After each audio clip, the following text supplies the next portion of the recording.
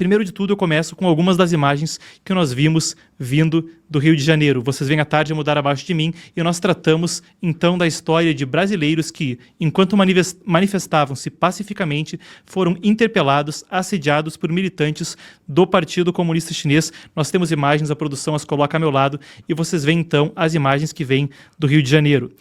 Manifestantes pacíficos se uniam para pedir por um fim à perseguição religiosa na China.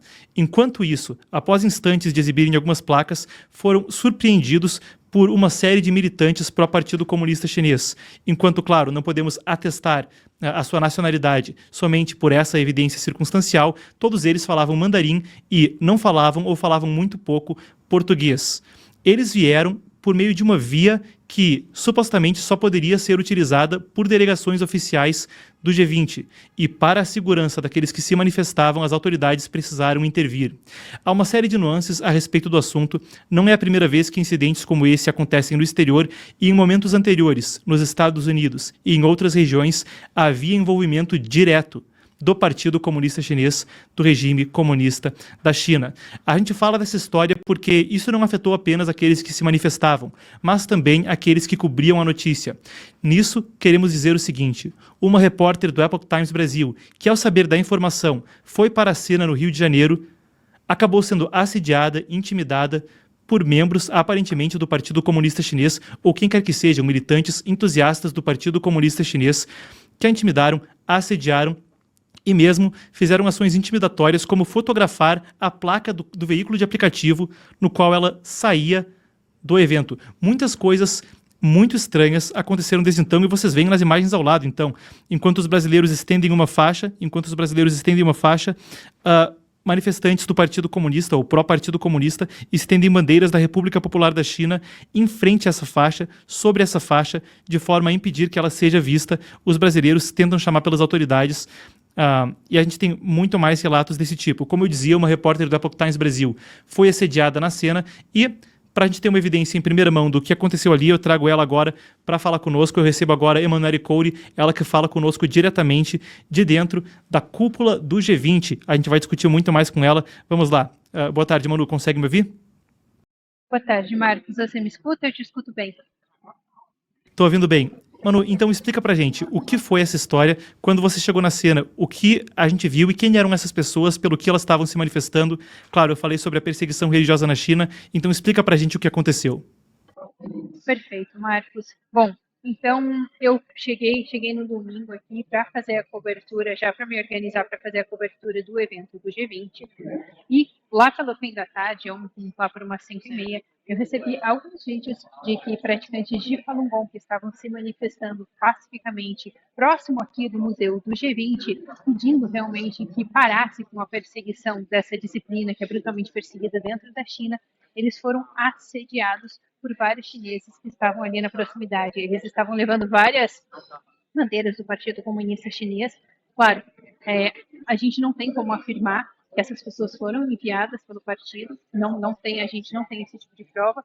No entanto, as evidências realmente apontam para isso, porque essas pessoas elas foram levadas lá, isso de acordo com os vídeos que a gente tem, com o relato desses praticantes, depois que eu cheguei lá, mas essas pessoas foram levadas para lá com um ônibus, eram várias pessoas, era uma coisa realmente muito bem organizada, tinha uma pessoa para orientar o que eles deveriam fazer, claramente não era algo espontâneo, essas pessoas não estavam só lá perto, como se fosse, por exemplo, um jogo de futebol e duas pessoas com ideias diferentes ali acabam discutindo, não, claramente era tudo muito bem organizado. Então, quando eu cheguei lá, muita da bagunça já tinha realmente amenizado, mas ainda o clima estava bem tenso, e daí eu fiz a entrevista com alguns desses praticantes, e essas outras pessoas, elas entraram de volta no ônibus e foram embora. Eu fiquei ali uns 10 minutos com eles ali, e realmente estava um clima bem pesado, bem intimidatório, eram pessoas muito agressivas, assim, realmente era um clima muito tenso, e foi até interessante, porque daí algumas dessas pessoas ficaram lá, e elas continuaram com esse tom bem ameaçador e agressivo, e eu fiquei ali junto, fazendo a cobertura e fazendo as entrevistas, né? E só que o que acontece? Como boa parte dessas pessoas já tinha ido embora, essas outras que ficaram acabaram se aproximando ainda mais. Claro, não houve nenhum tipo de agressão física, assim, que eu vou É só realmente, era uma intimidação muito forte. Eles realmente tentaram, esses praticantes, eles estavam segurando algumas faixas, falando sobre a questão da perseguição, e essas pessoas tentaram impedir que essa faixa realmente fosse mostrada, que o público conseguisse ver essas faixas. E todas as pessoas que estavam no local, elas puderam perceber o que estava acontecendo. A polícia, como você mesmo comentou, eles tiveram que intervir para tentar conter a situação toda ali. E foi bem interessante, porque daí essas pessoas que ficaram depois, elas começaram a perseguir a gente. Na hora, até depois que eu encerrei as entrevistas, eu já ia embora, ia voltar para o hotel para fazer as coisas que eu precisava para editar a reportagem, e eu tive que ficar lá, porque a gente teve que primeiro ir tentar achar alguns policiais. Sorte é que agora, por conta do evento, tem vários policiais na rua, então tinha alguns policiais bem próximos ali. A gente explicamos a situação para eles ali, e eles tiveram que intervir, porque eles realmente estavam sendo muito agressivos. E daí, como você mesmo comentou o que aconteceu, a gente ficou um tempo ali, a gente estava tentando achar alguma forma de ir embora, porque do jeito que estava a situação, realmente o medo era que essas pessoas iriam nos perseguir conforme a gente saísse de lá. Então a gente ficou um tempo ali tentando descobrir realmente o que a gente ia fazer. E como eu te comentei, o Tom estava bem. Pode falar. Eu só queria te perguntar, porque eu ouvi que o que eu estou ouvindo aqui na redação, pelo menos na Epoch Times, é que eles teriam fotografado a placa do Uber no qual você estava saindo depois de ter feito a reportagem. Foi isso mesmo? Foi isso, Marcos. Eu estava chegando lá, na verdade. Foi isso sim.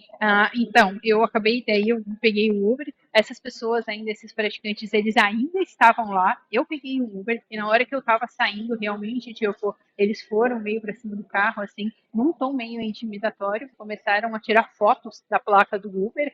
E foi isso. Daí eu acabei indo embora e algumas dessas pessoas aí ficaram, esses praticantes ficaram.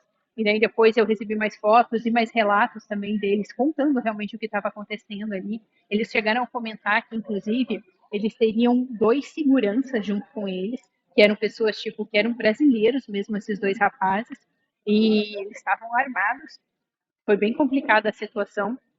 E daí eles tiveram que realmente chamar a polícia, para a polícia ir lá e tentar apaziguar a situação, porque eles não queriam deixar os praticantes ir embora. Eles começaram realmente era um tom bem persecutório ali. Eles até estavam com um outro carro ali próximo. Então, um desses praticantes é que se eles fossem embora naquele momento, eles ainda iam acabar sendo perseguidos. E até, só para concluir, é bem interessante a gente pontuar isso, que esse é o tipo de prática muito comum. Esse tipo de coisa acontece realmente, e já aconteceu esse assédio contra esses praticantes em outros países. Por exemplo, a gente viu isso também durante a cúpula da OTAN que teve nos Estados Unidos, né, ali no meio do ano, em Washington. Aconteceu exatamente a mesma coisa, que esses praticantes que estavam se manifestando pacificamente, eles foram assediados. Então, o caso é tipo, a cartilha é exatamente a mesma, eles realmente têm o mesmo tipo de ação sempre, é já quase pré-ensaiado, assim. E como você mesmo comentou, muitos deles tinham até dificuldade para falar português, falavam muito pouco português. Não, é estarrecedor. E claro, a gente viu isso também, como você disse, em outros eventos multilaterais dos quais a China participou no exterior, na cúpula da OTAN em Washington. A gente viu isso em outras situações também, e não só com praticantes de Falun Gong, claro. O Falun Gong é uma prática de meditação pacífica, pautada pelos valores de verdade, compaixão e tolerância. Coisa ameaçadora, não é? Mas para o Partido Comunista Chinês, ela se tornou depois que o número de adeptos na China passou de 100 milhões de pessoas, segundo estimativas do próprio partido. Isso foi em 1999, quando a prática passou a ser brutalmente reprimida, somando-se a outras práticas de cunho espiritual ou filosófico brutalmente perseguidas na China. Podemos citar os cristãos que professam sua fé fora da igreja permitida pelo partido, porque há a igreja permitida e a não permitida, e claro, as igrejas clandestinas, quem quer professar sua fé fora das guidelines, das diretrizes do Partido Comunista, perseguido, budistas tibetanos e, claro, os alarmantes relatos de muçulmanos uigures. Estima-se até entre 1 e 3 milhões deles em campos de internação, como chamam, um eufemismo para outra palavra que remete ao passado, no oeste do país, na província de Xinjiang. Agora, Manu, o que chama atenção é que esses manifestantes que estavam protestando a favor da liberdade religiosa na China, contra a perseguição das pessoas pela sua fé, a única forma como carros podiam transitar por aquela via seria com uma autorização formal das autoridades, estando em uma delegação do G20, como, por exemplo, eles estavam se manifestando ali porque naquela via supostamente passaria Xi Jinping, o secretário-geral do Partido Comunista Chinês, atual líder da República Popular da China. Então, o que não deixa de ter um quê de que, ora, essas pessoas que foram para lá de ônibus e de carro, a gente viu a estimativa de entre 80 e 100 chineses que foram contados lá, não é? Então, essas pessoas somente poderiam ter se deslocado para lá, e me corrija se eu estiver errado, mas somente poderiam ter se deslocado para lá, ou se alguém na segurança no Brasil permitiu que eles fossem, ou se eles entraram como membros da delegação do Partido Comunista Chinês da República Popular da China, não é isso? Marcos, então, sendo 100% honesta com você, esse foi o relato que eu escutei, mas eu não tenho como te confirmar essa informação. Por quê? Porque várias vias que a princípio elas estavam bloqueadas e que elas eram vias que realmente só pessoas autorizadas elas podiam passar antes, a gente viu vários carros que não eram esses carros permitidos passando. Então, tem alguns pontos ainda que não estão tão claros. Eu realmente não consigo te confirmar essa informação. Eu que, claro, aquelas vias realmente eram as vias em que se esperava que a delegação passasse. Então, a princípio, seria uma via que estaria bloqueada, mas eu realmente não consigo te dar 100% de certeza dessa informação. É algo que a gente vai ter que apurar melhor, porque a princípio era uma via bloqueada, mas como eu te comentei, tem realmente alguns lugares em que eram para estar bloqueados e eles não estavam. Então, não tem como eu ter 100% de certeza nesse momento. É algo que eu posso te trazer mais detalhes depois. Não, perfeito. A gente continua monitorando a situação. E para a gente completar, Manu, eu não sei se você já tem mais informações a respeito disso, você que está aí no Rio e cobrindo a pauta, mas hoje, novamente, nós já tivemos imagens de que essas mesmas pessoas foram conscientizar. É uma manifestação pequena, é coisa, acho que são menos de 10 pessoas, estendendo faixas, fazendo meditação, e parece que essas pessoas, novamente hoje, foram assediadas por militantes pró-Partido Comunista Chinês que cercaram uma área onde eles estavam com banners. Se a gente tiver essas imagens, a produção pode colocar ao meu lado, eu acredito que estão entre as imagens que a gente tem. Perfeito. Temos na tela, então, essas são imagens já de hoje, onde vocês veem que eles tentavam mostrar placas para conscientizar as pessoas sobre a perseguição religiosa na China, e essas bandeiras todas em volta do Brasil e da China são de militantes pró-Partido Comunista Chinês que estenderam para ninguém poder ver a conscientização que eles estavam fazendo. Então a gente tem a confirmação de que esse tipo de assédio já aconteceu hoje novamente, mesmo com essas pessoas, segundo elas nos relataram, procurando outros lugares para se manifestar de forma a não estar na linha da delegação chinesa, não é isso? Marcos, então, como você comentou, eu acredito que realmente isso tenha acontecido, porque a gente que está percebendo, eu vi realmente, essas pessoas elas estão espalhadas pela cidade toda. É realmente uma coisa totalmente anormal, tá? Manu, só para eu entender, só para eu entender, essas pessoas, os membros do Partido Comunista Chinês ou os manifestantes por liberdade religiosa, para eu entender a situação? Me desculpa, Marcos. Então, essas pessoas que estão associadas ao partido, tá? Eu fui em vários lugares e tinham várias pessoas realmente, tipo, vários grupos de pessoas com a bandeira do partido, tá? Mesmo, tipo, em praias ou em outros lugares. É algo que, por exemplo, a gente não vê de outros países. Então, não é algo que, a gente todos os países estão fazendo isso, porque até ok, seria normal, mas não, isso só está acontecendo com eles. Até hoje de manhã, eu acabei saindo ali próximo do hotel para fazer algumas gravações para os episódios que a gente tem que montar, e tinham várias dessas pessoas do partido lá na praia, realmente segurando bandeiras. Então, a questão é que esses praticantes foram procurar outro lugar para se manifestar. No entanto, eles realmente estão por todo lado e eles não querem deixar que esses praticantes façam a erradicação deles. Mas, como eu já comentei com você, eu acredito que isso já seja até algo preparado anteriormente, né? Como a gente comenta aqui no canal também, tem muito a questão das delegacias policiais da China aqui no Brasil, né? E um dos lugares onde a gente tem isso é aqui no Rio de Janeiro. Então, eu acredito que possa ter, sim, uma coordenação melhor entre as ações, para que essas pessoas estejam ali realmente onde elas precisam estar no momento certo.